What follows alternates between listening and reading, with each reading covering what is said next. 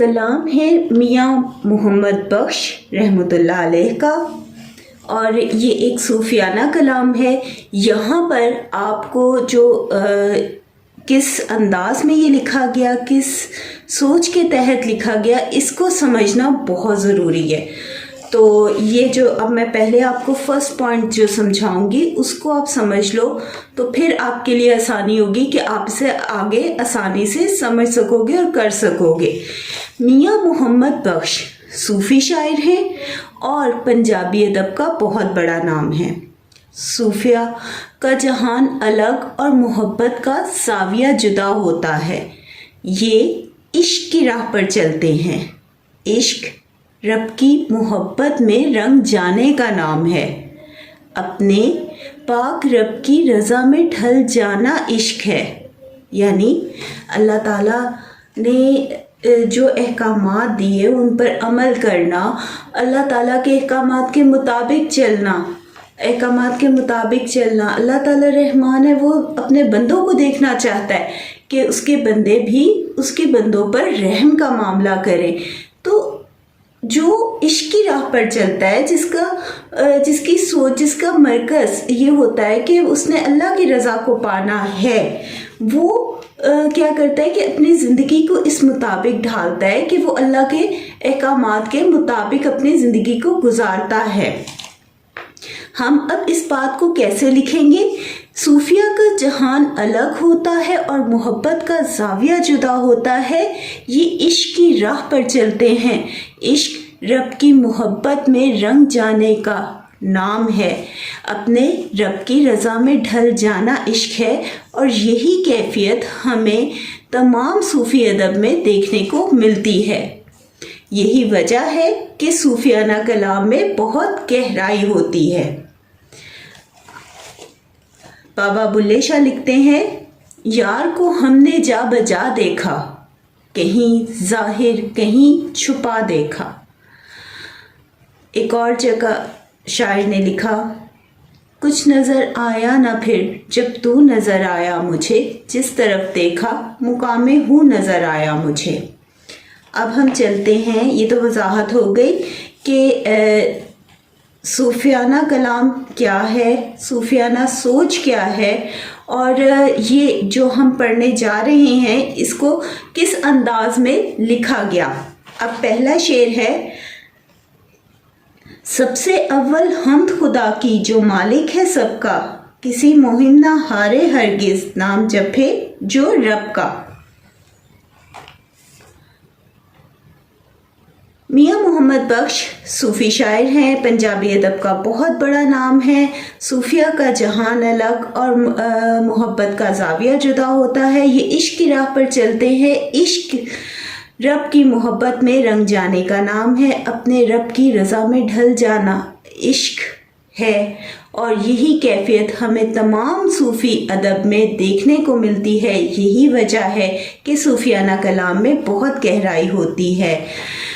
जो रब के रंग में ढल जाता है वो दुनिया की गुलामी और खौफ से निकल जाता है, जुदा हो जाता है, आज़ाद हो जाता है।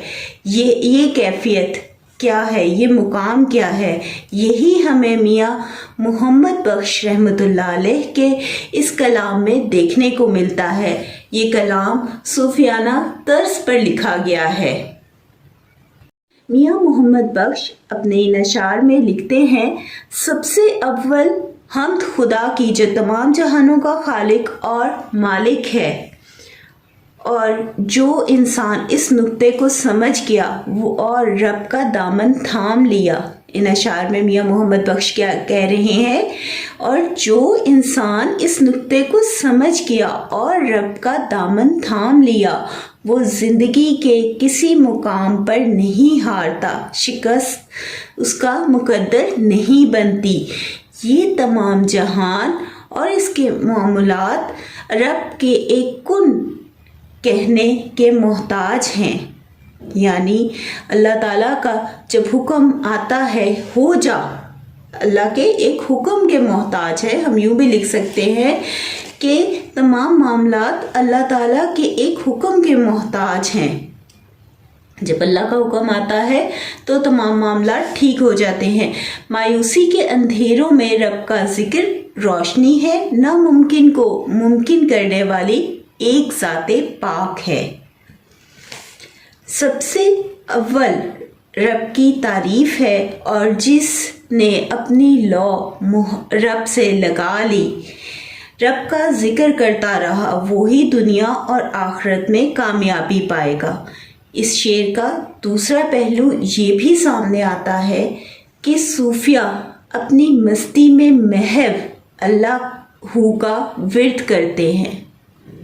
जो सूफियाना एक अंदाज़ होता है ना, जो अल्लाह ताला की मोहब्बत में इस गहराई से चला जाता है कि वो इश्क के मुकाम पर पहुंच जाता है, तो वो अल्लाह ताला का जिक्र करता रहता है और अक्सर वो अल्लाहू। तो इस शेर का एक दूसरा पहलू ये भी सामने आता है कि सूफिया अपनी मस्ती में महव अल्लाहू का विर्द करते रहते हैं, क्योंकि सूफिया का जहान और मुकाम जुदा है। वो इश्क हकीकी की कैफियत में होते हैं, ये कैफियत होती है। उसी कैफियत का जिक्र करते हुए मियाँ मोहम्मद बख्श लिखते हैं कि सबसे अव्वल तारीफ खुदा की जो मालिके दो जहान है और जो अपने रब के नाम का विर्द करता रहता है, दुनिया और आखिरत में कामयाबी उसी के लिए है। बाबा बुल्ले शाह इस हवाले से क्या लिखते हैं? एक नुक्ते विच गल मुकदी है, पढ़ नुक्ता छोड़ हिसाबानू। तो ये हो गया पहला शेर। अब हम अगले इस कलाम की तरफ चलते हैं। या रब कर इस सूखे बाग को अब्रे करम से हरिया, आस उम्मीद का बूटा बूटा कर दे मेवा भरिया। मियाँ मोहम्मद बख्श के कलाम में सूफियाना तर्ज और गहराई पाई जाती है। मायूसी के अंधेरे में रब का जिक्र नामुमकिन को मुमकिन कर देता है। रब का जिक्र एक रोशनी है। मायूसी के अंधेरे में रब का जिक्र रोशनी है, नामुमकिन को मुमकिन कर देने वाली एक ज़ाते पाक है। कुरान पाक में है, कुरान पाक में इरशाद हुआ, और अल्लाह पर भरोसा रखो, वो बेहतरीन कारसाज है। मियाँ मोहम्मद बख्श अपने अशार में ज़िंदगी की इसी हकीकत को बयान कर रहे हैं। मियाँ मोहम्मद बख्श रहमतुल्लाह अलैह रब से मुखातिब होते हुए कहते हैं, ए पाक रब, आस उम्मीद के खुश्क बाग को अपनी रहमत से सरसब्ज कर दे। क्योंकि ये पंजाबी को उर्दू में तर्जुमा किया गया है और यहाँ हरिया का मतलब है सरसब्ज हो जाना, ठीक है। अब इसमें कहना क्या चाह रहे हैं, हम इन अल्फाज में लिख सकते हैं या इन अल्फाज में कह सकते हैं। मियाँ मोहम्मद बख्श रब को मुखातिब करते हुए कहते हैं, ये शेर है ना, या रब कर उस सूखे बाग को अब्रे करम से हरिया, ठीक है। मियाँ मोहम्मद बख्श रब से मुखातिब होते हुए कहते हैं, ए पाक रब, आस उम्मीद के बाग के खुश्क बाग को अपनी रहमत से सरसब्ज कर दे। ये बाग कौन सा है? आस का, उम्मीद का। और आस और उम्मीद किससे वाबस्ता है? अल्लाह ताला से। और जब आस और उम्मीद अल्लाह ताला से वाबस्ता हो जाती है तो फिर कुछ भी नामुमकिन नहीं रहता, क्योंकि अल्लाह ताला हर चीज़ पर कादिर है और हर चीज़ अल्लाह ताला के इख्तियार में है, ठीक है। तो यही बात वो हमें समझा रहे हैं। मियाँ मोहम्मद बख्श अब रब से मुखातिब होते हुए कहते हैं, ए रब, आस उम्मीद के खुश्क बाग को अपनी रहमत से सरसब्ज कर दे। तू ही हमारा कारसाज है और तेरी ही हुक्मरानी है। ए रब, तेरी रहमत ही मायूसी के अंधेरों को दूर कर सकती है। कि जब कोई बाग या आपके इर्द गिर्द बहुत अंधेरे होते हैं, बहुत मुश्किलात होती हैं, तो मायूसी की कैफियत आ जाती है ना। تو وہ کہتے ہیں کہ مایوسی کے اندھیروں کو اگر ہم اس کو باغ کو زندگی سے تشبیہ لیتے ہیں تو وہ کہتے ہیں کہ تیری رحمت ہی مایوسی کے اندھیروں کو دور کر سکتی ہے اور آس امید کے سوکھے باغ کو سرسبز اور ہرا اور ہر ڈالی کو میوے سے بھر سکتی ہے. یعنی تمام امیدیں، تمام خواہشات، تمام معاملات درست ہو جاتے ہیں جب اللہ تعالیٰ کی رحمت اور کرم ہم پر آ جاتا ہے تو تمام اندھیرے دور ہو جاتے ہیں. یعنی تیری رحمت ہی ناکامی کو کامیابی میں تبدیل کر سکتی ہے اور خواہشات کو پایۂ تکمیل تک پہنچا سکتی ہے. ہم تیری رحمت کے طلبگار ہیں. یہ ان کا انداز ہے اللہ تعالیٰ سے. اس شعر میں ہمیں یہ بھی دیکھنے کو ملتا ہے کہ ان کا انداز ہے اللہ تعالیٰ سے، اللہ تعالیٰ کی رحمت کو طلب کرنے کا. یہ ایک طرح سے دعا ہے. وہ رحمت کو طلب کر رہے ہیں، رحمت کی خواہش کر رہے ہیں، دعا کر رہے ہیں تاکہ خشک باغ، زندگی کا خشک باغ جہاں مایوسی ہے وہ رحمت سے سرسبز ہو جائے. ہم تیری رحمت کے طلبگار ہیں اور ہماری ہر آس اور امید تجھ سے جڑی ہوئی ہے. اور آس امید کے ہر بوٹے کو اپنی رحمت سے میوہ بھرا کر دے. اس حقیقت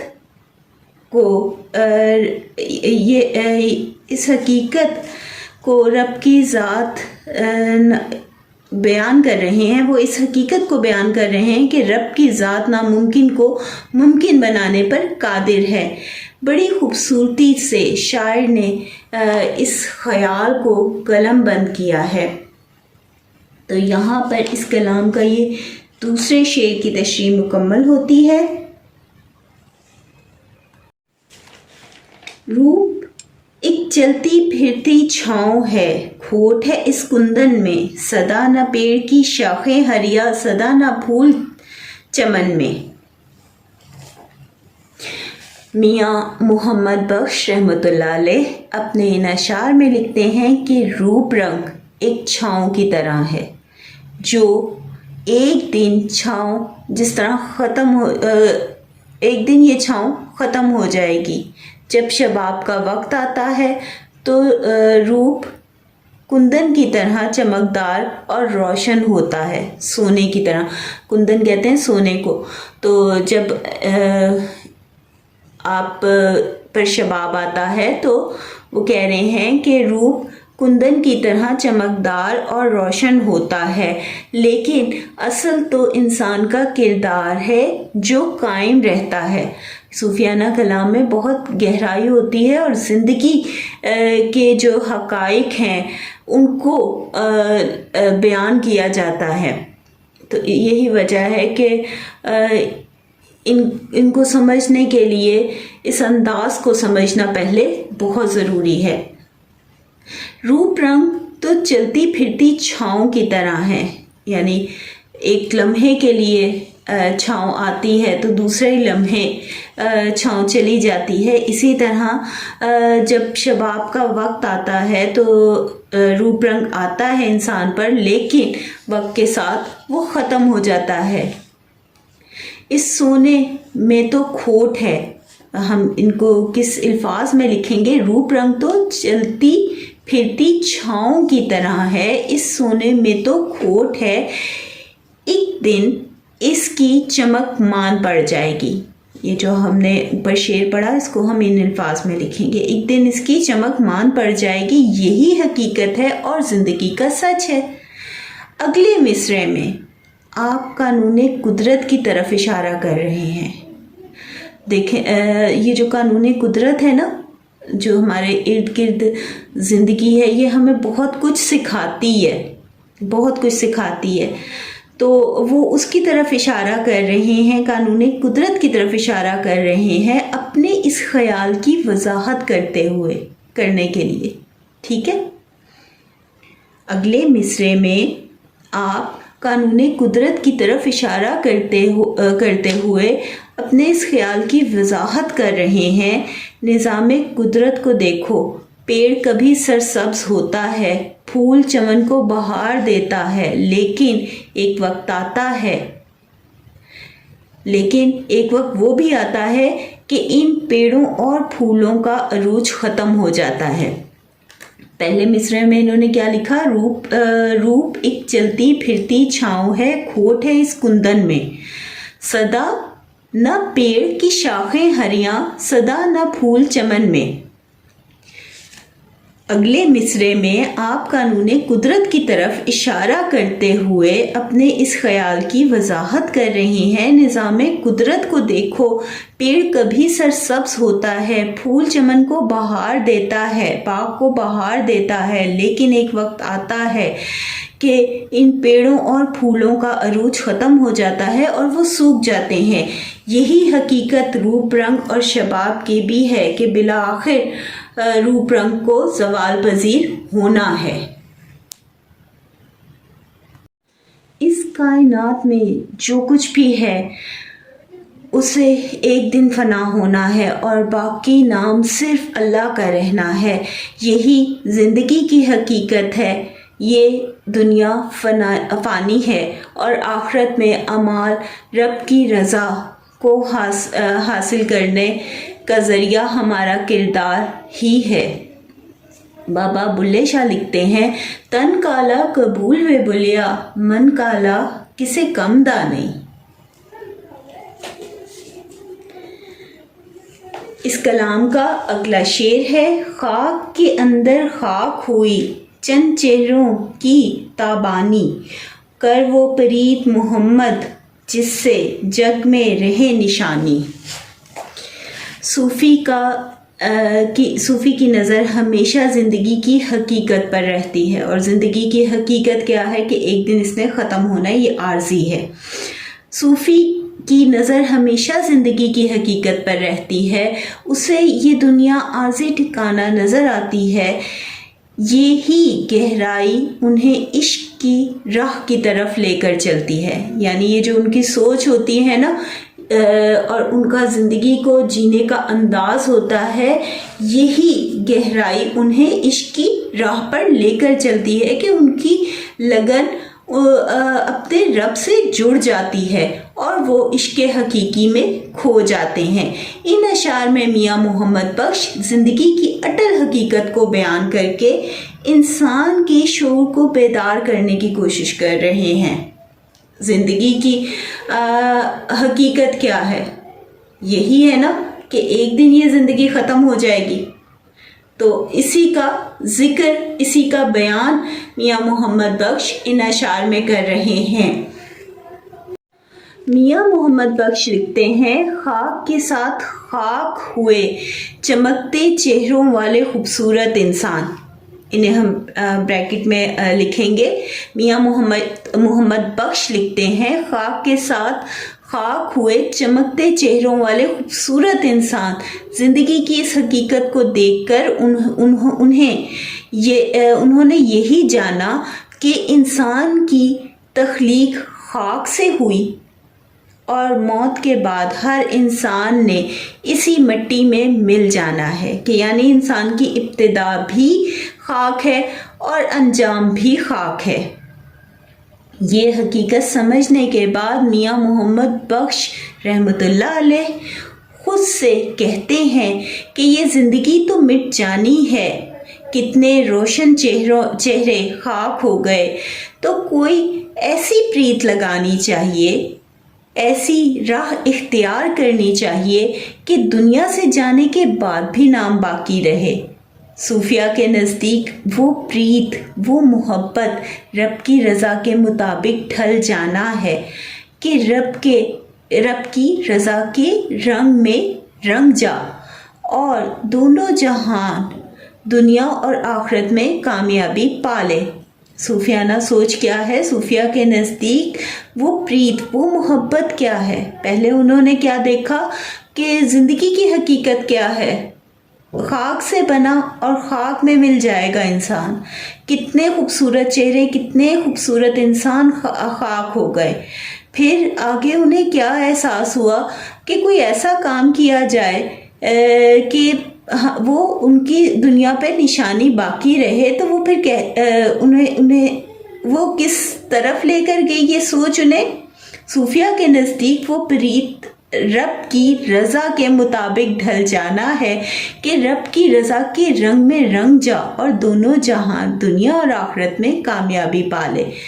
دنیا کے پس منظر میں دیکھیں تو مفہوم یہ ہوگا کہ ہر انسان کو اب ایک دنیا کے چلیں ہم اسے تناظر میں بھی دیکھ لیتے ہیں یا دنیا کے پس منظر میں بھی دیکھ لیتے ہیں کہ پھر پہلے تو ہم نے اسے دیکھا صوفیانہ طرز میں، صوفیانہ انداز میں، صوفیانہ سوچ میں اس شعر کا مطلب کیا ہوگا۔ اب ہم اسے دیکھ لیتے ہیں ایک نظر کہ اس دنیا کے پس منظر میں اس شعر کا مطلب کیا ہوگا۔ دنیا کے پس منظر میں دیکھیں تو مفہوم یہ ہوگا کہ ہر انسان کو ایک دن خاک ہو جانا ہے، مٹ جانا ہے، اس لیے ایسا کردار رکھو اور ایسے اچھے کام کرو کہ دنیا سے جانے کے بعد بھی اچھے الفاظ سے یاد رہو، دنیا میں اپنی نشانی قائم رکھو۔ لیکن کیونکہ یہ صوفی کلام ہے اور اس میں ذکر ہے پریت کا، تو اس کا جو صحیح مفہوم سامنے آئے گا وہ ہمیں صوفیانہ طرز میں ہی ہوگا۔ اب اس کلام میں اگلے شعر کی طرف چلتے ہیں۔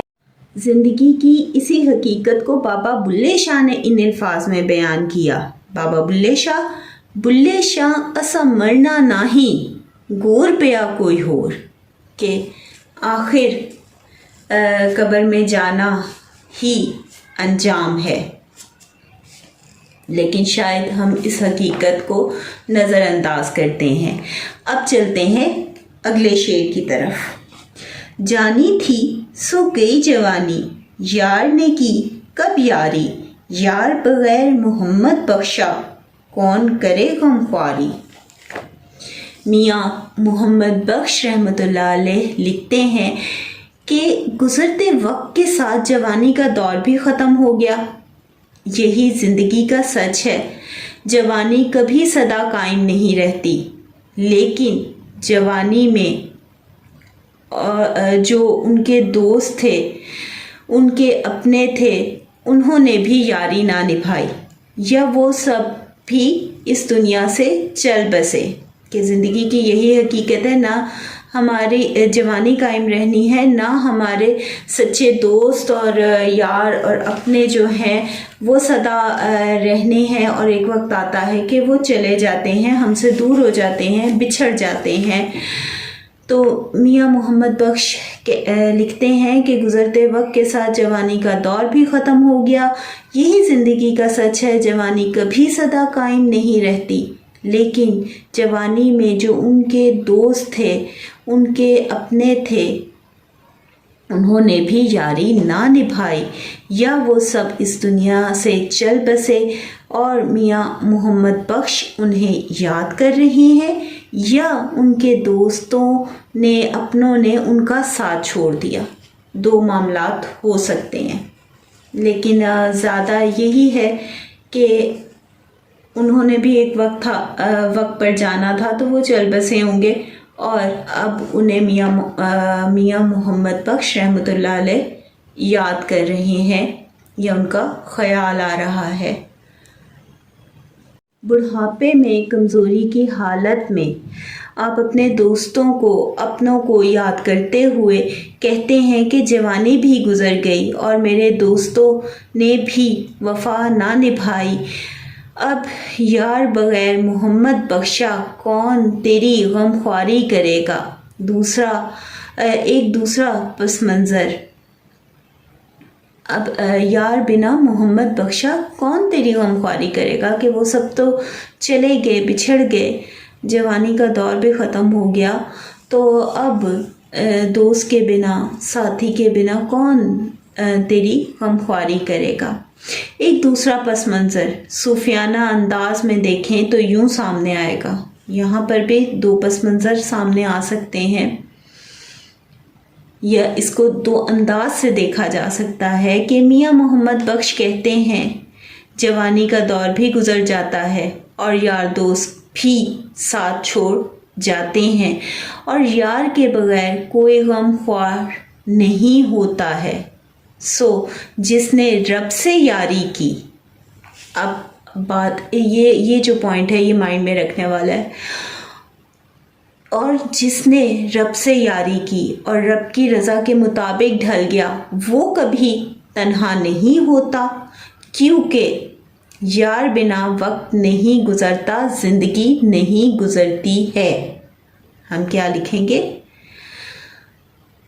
मियाँ मोहम्मद बख्श कहते हैं जवानी का दौर भी गुजर जाता है और यार दोस्त भी साथ छोड़ जाते हैं और यार बगैर कोई गम ख्वार नहीं होता। सो जिसने रब से यारी की, यानी उसकी तलब दुनिया नहीं थी, उसकी तलब रब थी।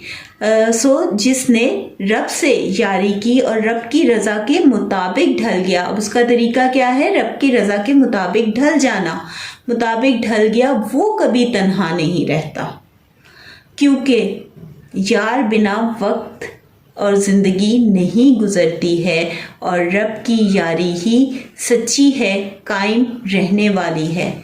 ये वाला जो पॉइंट है आप इस शेर के पहले वजाहत करोगे और वो जो दूसरा वाला है उसको सेकंड नंबर पे रखना। बाबा बुल्ले शाह लिखते हैं हर कोई यार नहीं हुंदा बुलिया, कदी कलियां बहके सोचते सही। हर कोई यार नहीं हुंदा बुलिया, कदी कलियां बहके सोचते सही। यानी जो दुनिया के दोस्त होते हैं और जो दुनियादारी होती है वो तो साथ छोड़ भी देती है। रब की दोस्ती सच्ची है, मोहब्बत सच्ची है। जब हम अपने रब की रज़ा के मुताबिक ढल जाते हैं तो अल्लाह ताला भी हमारे करीब हो जाता है और हमारी तमाम मुश्किलात को हल फरमाता है, और यही सही रास्ता है और यही सही दोस्ती है। बाबा बुल्ले शाह इस ख्याल को लिखते हैं हर कोई यार नहीं हुंदा बुलिया, कदी कलियां बैठ के सोचते से। सदा न बाग में बुलबुल बोले, सदा न बाग बहारा, सदा न हुस्न जवानी कायम, सदा न मोहब्बत यारा। सूफिया का जहान अलग होता है और मोहब्बत का ज़ाविया जुदा होता है। ये इश्क की राह पर चलते हैं और इश्क रब की रज़ा में ढल जाने का नाम है। यही वजह है कि सूफियाना कलाम में बहुत गहराई होती है और सूफियाना कलाम में दुनिया के फ़ानी होने का इकरार मिलता है। ज़्यादातर हम जब सूफियाना कलाम को समझते हैं, पढ़ते हैं, तो हमें दुनिया के फ़ानी होने का इकरार मिलता है। यही हमें ज़्यादा तासुर नज़र आता है। मियाँ मोहम्मद बख्श इन अशार में दुनिया को बाग से तशबीह देते हुए लिखते हैं कि दुनिया की बहार और रौनक कुछ मुद्दत के लिए है। जिस तरह बाग में हमेशा बुलबुल नहीं चहकते और बहार हमेशा कायम नहीं रहती, यही ज़िंदगी की भी कहानी है, यही निज़ामे फितरत है। वो हमें एक बार फिर हमें कुदरत की तरफ इशारा करते हुए हमें ज़िंदगी की हकीकत समझा रहे हैं। यही ज़िंदगी की कहानी भी है, यही निज़ाम फितरत भी है। ना हमेशा हुस्न और जवानी ने कायम रहना है कि इस पर मान किया जाए, कि इस पर गरूर किया जाए कि हम किस चीज़ पर मान करते हैं, जिसने मिट जाना है, जिसने ख़त्म हो जाना है। तो ना तो हमेशा हुस्न रहना है, ना हमेशा जवानी रहनी है। तो हम किस पर मान करें, हम किस पर गरूर करें? हम कैसे लिखेंगे? ना हमेशा हुस्न और जवानी ने कायम रहना है कि हम इस पर मान करें किया जाए कि या इस पर गरूर किया जाए और गुमराही की राह को इख्तियार किया जाए। जिस चीज़ से ख़त्म हो जाना है उस हकीकत को अगर हम समझ ले तो हम गुमराह नहीं होंगे। लेकिन वो गुमराह तभी होता है इंसान जब हम इस हकीकत को नज़रअंदाज करते हैं। तो यहाँ पर इनका जो मौजू है वो बहुत गहरा है और बहुत दिलचस्प भी है। اور نہ ہی سدا محبت کرنے والے دوستوں کا ساتھ قائم رہتا ہے۔ اس دنیا میں ہر شے عارضی ہے، فانی ہے۔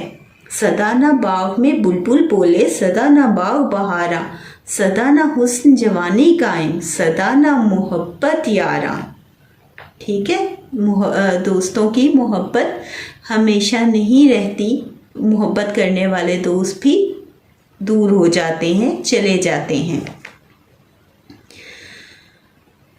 اب اس سے ہمیں سمجھانا وہ کیا چاہ رہے ہیں کہ ہم نے گمراہی کا راستہ اختیار نہیں کرنا، اور نہ ہی سدا محبت کرنے والے دوستوں کا ساتھ قائم رہتا ہے۔ اس دنیا میں ہر شے عارضی ہے، فانی ہے۔ آپ نظام قدرت کی طرف اشارہ کرتے ہوئے اپنے اس خیال کی وضاحت کر رہے ہیں۔ سدا نہ باغ میں بلبل بولے، سدا نہ باغ بہارا۔ آپ نظام قدرت کی طرف بھی اشارہ کرتے ہوئے اپنے اس خیال کی وضاحت کر رہے ہیں کہ جس طرح باغ کی بہار ہمیشہ قائم نہیں رہتی، ہر عروج کو زوال پذیر ہونا ہے، یہی حقیقت زندگی کی بھی ہے۔